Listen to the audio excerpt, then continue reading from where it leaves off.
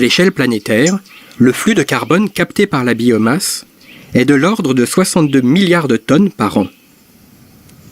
Ce carbone est circulant, car une grosse partie retourne dans l'atmosphère à cause de la décomposition de la biomasse. La photosynthèse est le moteur de ce cycle du carbone. Autour de ce cycle principal gravitent des cycles au flux moins important. Le carbone atmosphérique est en équilibre avec le carbone dissous dans l'hydrosphère. Une partie de ce carbone dissous sédimente.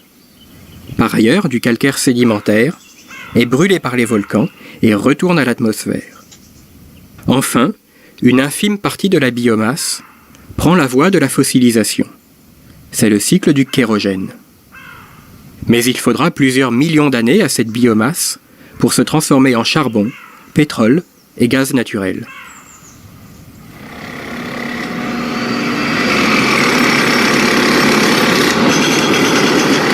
À partir de l'ère industrielle, vers les années 1850, l'homme a commencé à puiser dans les ressources fossiles. Il a provoqué un rejet supplémentaire de CO2 dans l'atmosphère par la combustion de ces ressources. Le déboisement et l'utilisation du calcaire pour fabriquer par exemple le ciment génèrent aussi des rejets de CO2 dans l'atmosphère.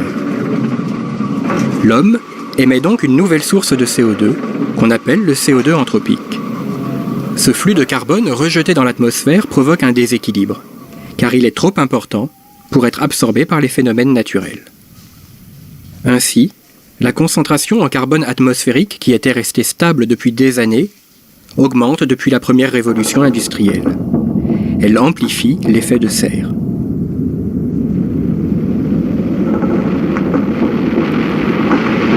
La plante, en captant le CO2 et en le relarguant, crée un flux de carbone. L'ensemble de la biomasse forme un stock de carbone. Le stock et le flux sont liés.